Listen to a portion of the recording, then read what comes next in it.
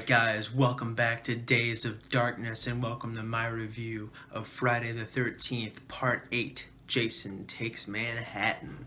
Now, this movie came out in 1989. It's starring Jensen Daggett, Scott Reeves, and Peter Mark Richmond, and was written and directed by Rob Hedden. Now, alright, Friday the 13th, Part 8. Right off the bat, I gotta say, I immediately in the spoiler-free section, I try to really tell you guys if I recommend this movie or not, without obviously giving spoilers. And I'm conflicted with this one, because I think we have a really cool concept here. Sure, it's cheesy, sure, it's dumb, it really doesn't make a whole lot of sense, but you would think Jason being in New York, on the surface, that sounds like a really fun idea. And there are some really fun moments in this movie. However, a lot of this movie tends to be very boring and very dull. I can't talk. Is it better than Part 7? Yeah. And that might be a hot take. I know a lot of people, for some reason, adore Part 7 and hate Part 8. I'm definitely not fond of Part 8. Don't get me wrong. I don't think this movie's very good at all. But I think I always admire, like I've said before on this channel, I admire when movies and filmmakers take risks and do something different. Does it always turn out well? No, as a case in point, Friday the 13th Part 8. But damn it, they tried something new, they tried something fresh, and I gotta give them props for that. And as we'll get to in the kill of the film, this one was not nearly as butchered by the MPAA. So, that also, I know Part 7 really, the filmmakers on that didn't really have a whole lot of control over that. So when I do bash Part 7, a part of me does feel bad because I know a lot of the shit that went wrong with that movie was out of their control. But at the end of the day, it's the film we got. Anyways, we're not talking about Part 7, we're talking about Part 8. So like I said, it's a cool concept, but just very poor execution. I didn't find myself getting sucked into this one at all. I hadn't seen it in years and years. I think I saw it once when I was a kid. And looking back on it with this second viewing, I understand why I only watched it once, because there's really not a lot to go back on here. However, as far as positives are concerned, there are a lot of positives in this that I will get to in the spoiler section, but right off the rip, if you want to see more good quality Jason content, as far as the performance goes from Kane Hodder, really good stuff. Now, the lore of Jason in this is all fucking weird, and we'll get into it, don't you worry. But you cannot deny the spirit that Kane Hodder gives that character. Again, another very enthusiastic performance. Some of the stuff they have him do and not do in this movie is weird. And like I said before, it's a shame that he wasn't given a better script to work with as Jason. But damn it, again, he takes what is given to him and he turns it into gold. So again, as always, props to Kane Hodder. And yeah, this is I don't want to give a whole lot away about this without getting into spoilers. So let's just get into the spoiler section, guys. Let's spoil the shit out of this one. Alright, spoiler time, your ass has been warned. Now, let's just go to New York, shall we? It'll take a little while to get there, as I'm sure you already know. So, we start this movie out with Camp Crystal Lake, which is cool that they're, kind of picking up where the last one left off. Not really, but, props for detail, I guess. It's the only time you'll hear me say that as far as the plot is concerned in this, but, these two, horny teenagers trying to get down and dirty at Camp Crystal Lake. It's just something about that place makes hormones skyrocket. And so, uh, these kids, the guy tells the girl about, Jason Voorhees, and she's like, "Who's that?" And it's like, this guy went on a fucking years long killing spree. I mean, like, we're talking shit, years and years and years long. So you would think people would know. I mean, this guy came back from the dead multiple times, for Christ's sake. You would think people would just instinctively, especially if you're American, would know who Jason Voorhees is in this, in this world, but I guess not. So he has to give the old tired speech about, everything any Friday fan knows, especially if you're watching up to part 8, for Christ's sake. So they just had to get that in there somewhere, and I guess that's where they decided to do it. But anyway, so they set anchor to do a little bit of the nasty, and I really just said that. Anyways, they anchor to have some sex, and sure enough, the anchor catches a power line, this big old, I think it said something like 10,000 watts or something. And it's like, what's that powering? Like, I want to know what the purpose of this fucking cord down in the bottom of Crystal Lake is doing there, besides to be a plot convenience to bring back Jason. But anyway, so this anchor catches the cord, and for some reason the boat's still, but for some reason the anchor is being like yanked by something. Prop hand, but it's getting yanked by something, and it's just, I don't know what did that. Like, what, I mean, I'm thinking way too much about this. I understand that. It's the way my brain works. I can't help it. We're 8 movies deep into this franchise, so I'm having a feeling they're just giving up on the details a bit. But but anyways, so sure enough, the anchor spikes the cord. The cord is laying right over top of Jason. I think it's over the top of him, and shocks him and pulls apart 6 and brings him back to life. Which, how dare this movie rip off something like part 6, but whatever. The true finale to the Friday the 13th franchise, in my opinion. But anyways, so Jason gets brought back, and he goes up on the boat, and this is where we get our first look at Jason in part 8, and I gotta say, I'm not a fan. I don't know, he looks fine. Like, there's nothing about him that looks stupid or corny or cheesy. He's just very, very wet, and he continues to be wet throughout this entire movie. Which, granted, he's in the water a lot, but I don't know. It's just, I don't like the yellow mask. I don't like and again, another props.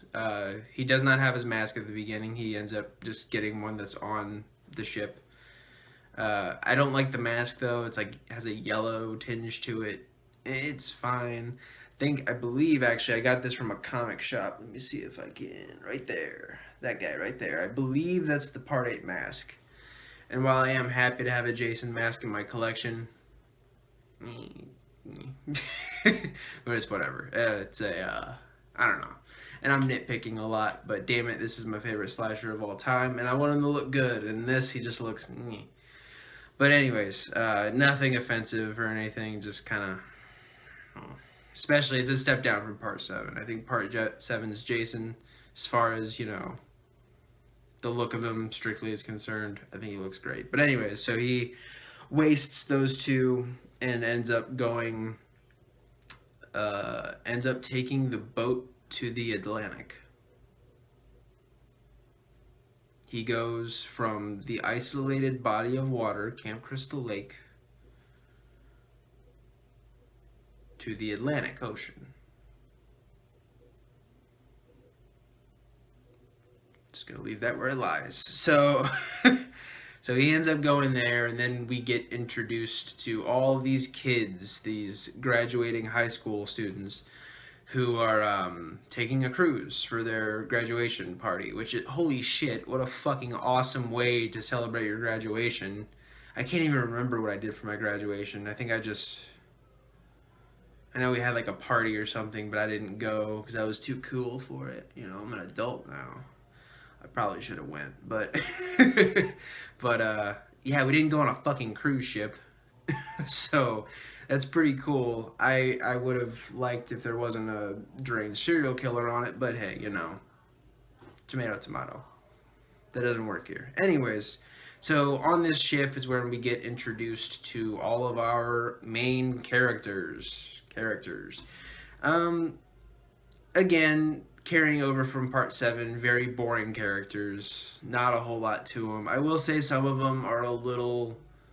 They're definitely less cartoony. They're definitely. But it's just.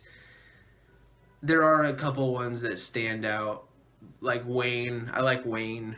I like his whole thing with, you know, being a film nerd and stuff. That obviously speaks to me on a personal level. But again, they up the cheese factor and the believability gets dropped way down, which again, we're talking about a guy coming back from the dead out of a lake, but you know, whatever, fuck you. Uh, he just has to film everything. Like he always has that fucking camera. He's just constantly fucking filming everything. And that's mainly the story with all of these characters. They are all very, very one-dimensional. They are all given their fixed thing, their fixed character trait, and that is who you are. You know, you get the bitchy character. You get the bitchy character's friend. That's all she is. She's just her friend. You know, you get the boxer, which I'm actually very thankful for the boxer, and we will get to that later. But we get the boxer, we get, you know, like I said, the film nerd, we get, you know, just yada yada yada on and on. And I'd say the three most interesting characters are the main protagonist. I did not remember any of their names because, like I said, they are the most interesting characters in this movie, which is not saying a whole lot. So, but the main protagonist, her uncle and her boyfriend, it's weird because it seems like they're dating right off the rip, but they're never really like, you know, obviously you don't expect them to have sex or anything like that, but like, you know, given the rules of slasher movies, but like, I don't know, it's weird. There's like this weird romantic tension, and the uncle, who we should just get into that. The uncle is the third of the three actually like interesting characters that actually have arcs and a purpose in this movie. Well, I should probably backtrack on that because the boyfriend really doesn't. There's an attempt at giving him some character development with his dad, and his dad tries to appoint him the captain of the ship right before they take off, which is like, that's a lot of pressure, dude. Like, you think you could have told me about this ahead of time a little bit? But there's an attempt there, but once the dad gets killed off and the son sees his body, he's just kind of like, what are we gonna do now? And like, there's like barely any reaction. He's like sad for like 30 seconds, and then he's like, okay, what are we gonna do now? And then it's just never mentioned again. It's just, you know, it's like he just dropped my script, whatever. It's like he just didn't have a dad. And I'm like, okay, whatever. At this point, I'm not expecting anything from these movies. So, at least part 7 and part 8. I know part 9 and 10 will have some different elements, but we will get into that later. So, but the uncle and the main girl, his niece, that's the most interesting character relationship in this. But as far as, you know, her character is concerned, it is established that she is afraid of water. She can't swim. And her uncle has a problem with her coming out on the boat, which is sound logic because she's like, why are you out here? You're afraid of water. But, you know, and there's another character, the teacher, who like cares a lot about this girl, and but she's just a caring, motherly like figure, and she's really not given a whole lot to work with. But anyways, so she is afraid of water. She's scared of water. She does not like to go near water. She can't swim, yada yada yada. And which is fine. That's a perfectly reasonable phobia. It could actually play well into the Jason thing. But she starts getting visions of Jason Voorhees as a young child. Which right off the rip, I'm like, okay, why is that? And I was just fully expecting they weren't going to explain it. I just thought they were just going to be like, yep, she sees visions of Jason, and you just got to deal with it. Thankfully, there is a little bit of reasoning as to why, but it's not satisfying at all. And also, I must say, Jason, the visions she has of Jason as a kid are very, very inconsistent. Sometimes he's just a regular boy. Other times he's like kind of half deformed. Only one time do you really see like Jason fully like deformed, full on mongoloid little kid Jason. And it's like for 2 seconds and it looks fucking terrible. Like it looks like dog shit. Like it's some of the worst makeup I've ever seen in this franchise. It's that bad. It is not good. But and then when she ends up seeing him in the lake, spoiler alert in the spoiler section, he looks nothing like that vision. So, I don't know. Very, very inconsistent hallucinogens. Whew, no, not that kind of party. Very inconsistent hallucinations. They're also very powerful. Like cartoonishly powerful hallucinations. I mean, smoke's pouring out of the mirror, fucking like lights are flashing, Jason's like reaching through the mirror and all this, and it's like, holy God. Like, what are you on besides, PTSD? That was distasteful. Moving on. And yeah, that's my main problem with this, is just the main character and her arc. It doesn't make a lot of sense. I might as well just talk about it since we're here. Once they finally get to New York, it is revealed that her uncle pushed her into the lake into Crystal Lake to try to get her to learn how to swim. And from there, little kid Jason tries to pull her under the water, but the uncle doesn't see it somehow, and he saves her life. But he's a fucking dick for doing that. Why the fuck would you push someone in a lake who doesn't know how to swim, you asshole? But oh man. And right there it's like, okay, so where does this take place in the timeline? Is this supposed to be while he was, because it's clearly like it's implied that it's a real thing that happened to her, and that little kid Jason was actually in there trying to fucking pull her down. So immediately, like much like in part 7, the timeline is fucked. The timeline is completely fucked. Okay, so was this in 1980? Because if it's in 1980, this woman should be like, she should not be graduating high school. She should be, because fuck man, let's think about it. And I don't have time to think about it. I'm giving this movie much more thought than it deserves. The point is, you shouldn't have to think about that. Like, why? Why is this a thing? It just doesn't make any sense to me. Maybe someone in the comments wants to defend it. That's fine. I'm always open to, different thought processes and different ways of thinking, which is rare these days. But I am 100% open to that. If someone wants to explain it to me or attempt to explain it, go for it. But yeah, that's a very stupid arc. It doesn't make any sense. But yeah, so anyway, so we finally get to New York in the third act, and I'll touch on that for a second. A lot of people bitch about the fact that most of this movie takes place on the boat, and that's due to budgetary limitations and stuff like that. I don't have a problem with it. My problem actually would be the reverse. I don't think this movie should have went to Manhattan, should have been in New York at all. I think the destination should have been New York, but they never get there. I think this movie should not have been called Jason Takes Manhattan. I wish this movie just takes. Certainly, don't call it Jason Takes a Boat. I know that's the funny, joke, but just call it anything besides Jason Takes Manhattan, because I do not think. I think when they finally get to New York, the movie takes this. Sorry about the barking dog. This movie takes a very drastic turn into like lighthearted, super villainy comic book comedy shit. Which to be fair, I'm making it sound much worse than it actually is, but there's just some comedic liberties taken with the Jason Voorhees character that don't make a lot of sense.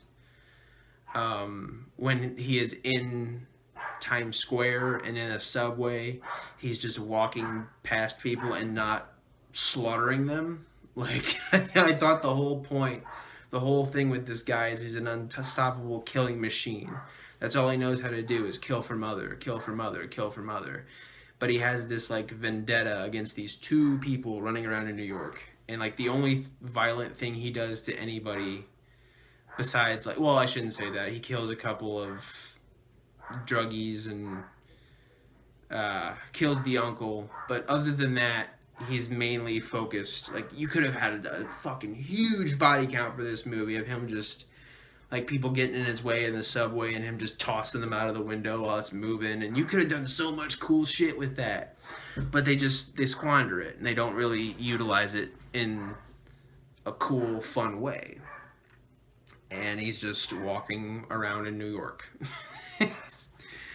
Whatever, man. I don't know. Maybe they didn't want to hire that many extras or whatever, but I think that was a big wasted opportunity. So, to end that ramble, I think it should have just taken place on a boat and maybe have the boat sink at the end and have Jason sink down to the bottom of the Atlantic or what the fuck ever you want to do. Just the New York stuff, I don't really like it. But yeah, so anyways, I think we basically nailed everything. Why not just get to that fucking horrible ending? Jason Takes Manhattan has the worst ending in the series for me. I think that's pretty safe to say. It's just not good. Not good at all.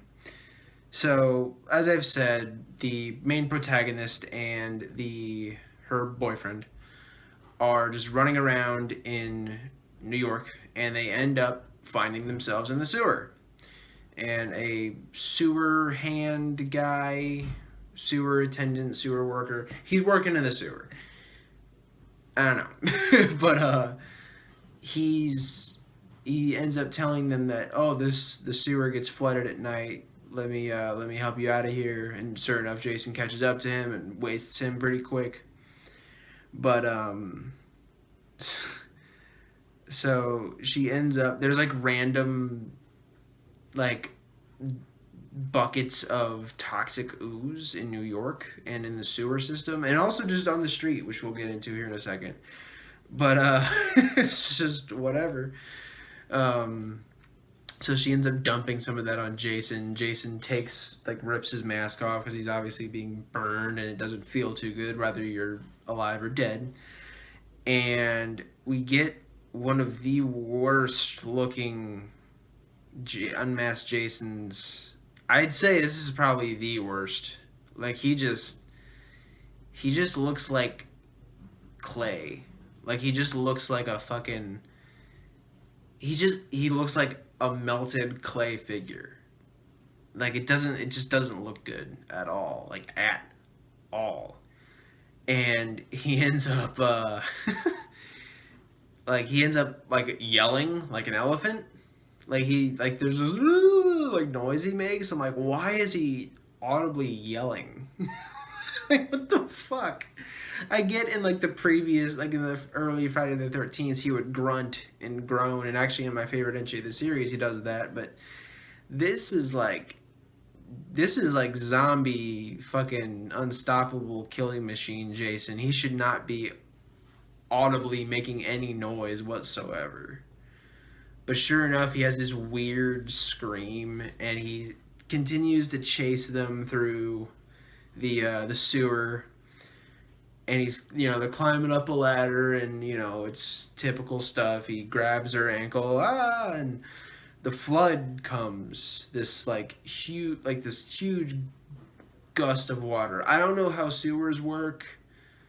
I'm not gonna pretend to be a sewer expert. I'm actually very thankful I'm not, but doesn't seem like something that actually happens. But anyways, maybe, hey, correct me if I'm wrong. I don't know, but it just seems very convenient. And so all this water just comes through, and Jason looks over, and I don't know if they meant to have him talk here, or if but you hear, because constantly, like, along with the visions she has of Jason, like, sometimes it would be like, "Mommy, help me, mommy," and all, just, I'm dying, mommy," and all this stuff, like little kid Jason speaking or whatever, trying to be creepy. It doesn't work.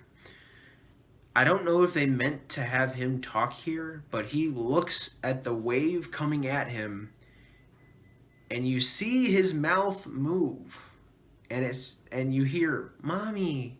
So, like, was he meant to talk there? In order to maintain any sanity left that I have after watching this, I'm going to go ahead and say no, and it was just an unfortunate timing thing or something. I really, really hope they were not, yeah, we should have him talk like a little baby at the end. We should have him talk like a little kid. That would just be so creepy. No, it's not. It's fucking awful. It's terrible, and you should feel terrible. Oh, God. I really... So, yeah, and then the water comes and, takes him and sets him on fire and melts him or something weird. I don't know if it was meant to be toxic water or what the fuck. But he ends up dissolving into a little boy. And not deformed Jason, not weird mongoloid Jason. That still wouldn't have made any sense, but at least it would have had some sort of continuity. No, he's just a kid. Just a fucking kid just laying there. And they climb up out of the sewer and the movie ends.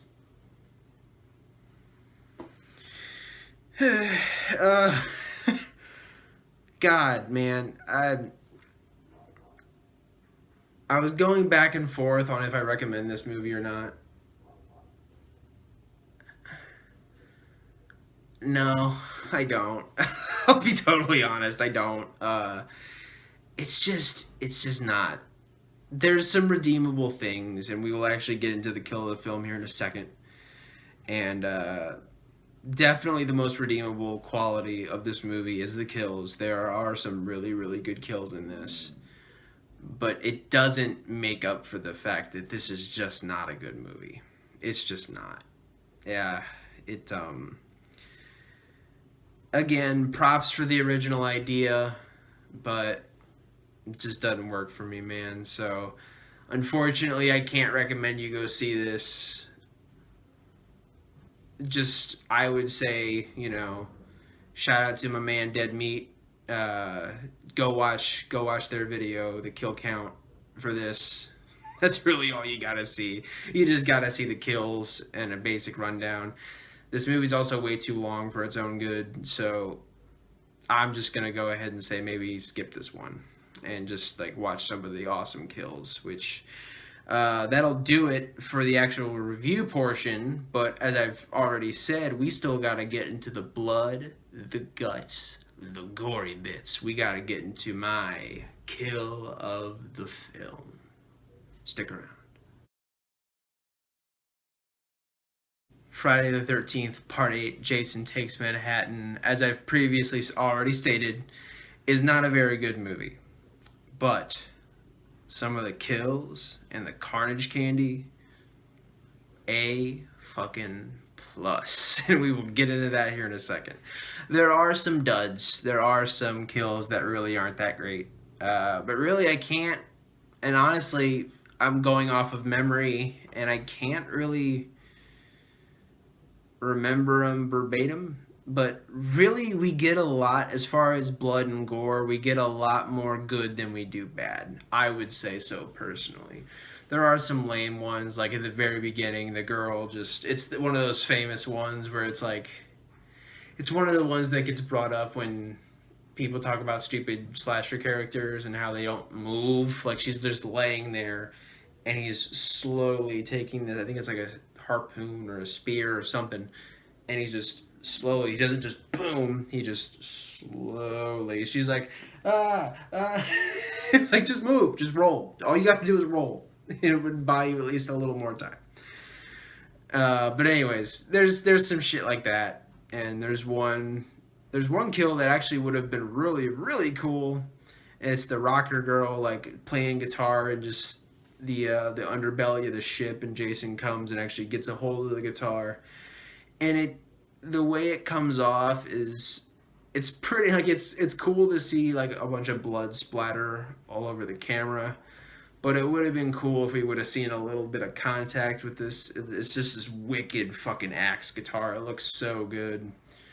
Um, but unfortunately, he doesn't.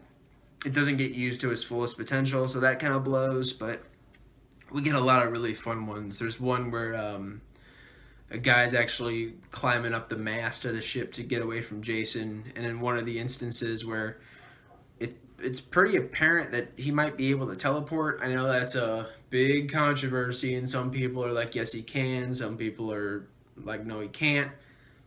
I really don't give a shit because at this point in the series, none of this.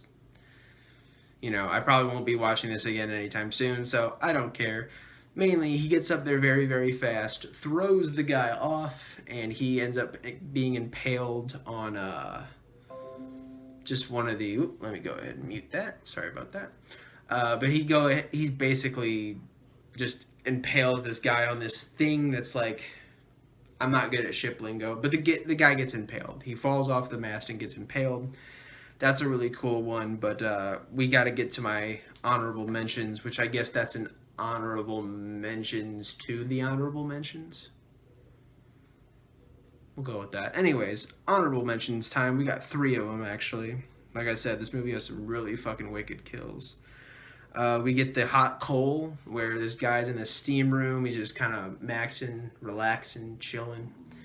And he has a towel over his head, and someone walks in the steam room, and he thinks it's his buddy Julius. It's not. And Jason picks up one of these steaming hot coals and just drives it right into his chest. And we get to see a little bit of it. And it's wicked. It's a really, really good kill. I like, and you see Jason walking away, and it's just embedded in his chest, and he's just dead with the towel over his head still. So he didn't even know who killed him. He might have thought Julius was the one who killed him.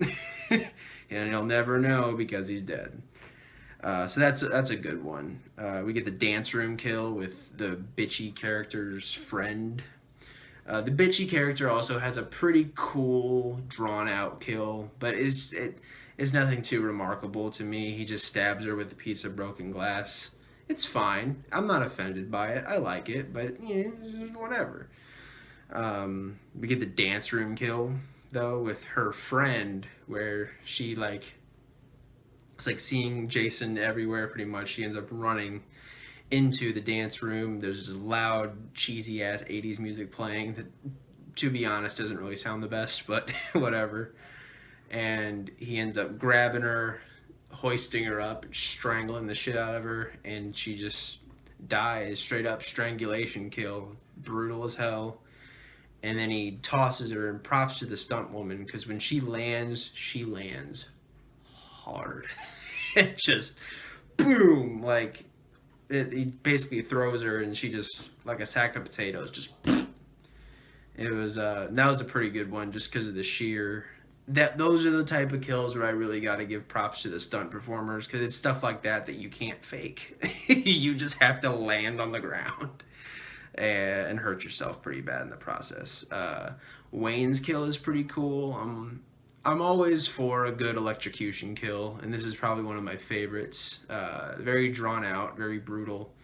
Just grabs him and throws him onto a bunch of obligatory control system stuff, and he just gets fried, man. It's pretty cool.